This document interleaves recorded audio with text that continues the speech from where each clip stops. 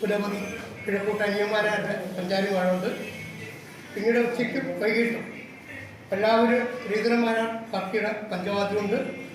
അതുപോലെ ഞങ്ങളെ സപ്പോർട്ട് ചെയ്യാൻ വിളക്ക് വിജയകരമാക്കി തീർക്കാൻ നിങ്ങളുടെ പത്രമാധ്യമ സുഹൃത്തുക്കളും എല്ലാവരോടും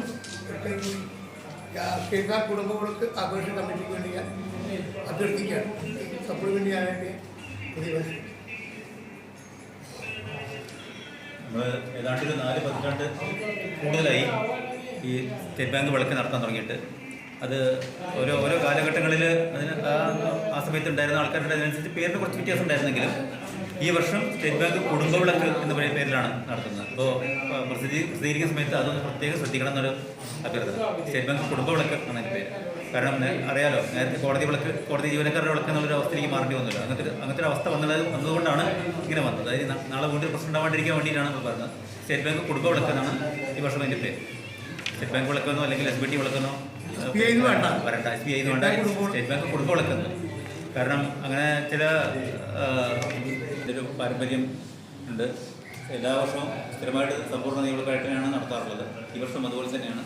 സ്റ്റേറ്റ് ബാങ്ക് വലിയൊരു ബഡ്ജറ്റിലാണ് ഈ കാര്യങ്ങൾ നടത്തുന്നത്. ഈ വർഷവും അതുപോലെ എന്നുള്ളതല്ല, പൂർവ്വധികം ഭംഗിയായിട്ട് നടത്താനുള്ള എല്ലാ ഒരുക്കങ്ങളും അനുസരിച്ച് തന്നെയാണ് ടോണിങ് നടത്തുന്നത്. മറ്റേ ഹൈ ഓഫീഷ്യൽസൊക്കെ പത്രസമ്മേളനങ്ങളൊക്കെ വന്നിരുന്നു. അതുകൊണ്ടാണ് ഞാൻ പറഞ്ഞത്, നേരത്തെ പറഞ്ഞു കുടുംബവിളക്ക് ആവാനുള്ള പ്രത്യേക സാഹചര്യം ഉണ്ടായതുകൊണ്ടാണ് കാര്യങ്ങൾ മാറ്റി തരാനുള്ള കാരണം. ഈ വിളക്കിന് ചീഫ് ജനറൽ മാനേജറും ജനറൽ മാനേജർക്കൊക്കെയാണ് ഉണ്ടാവുക. പക്ഷെ അവർ ആ 55 തുടങ്ങിയതാണ്. നമുക്ക് എന്തായാലും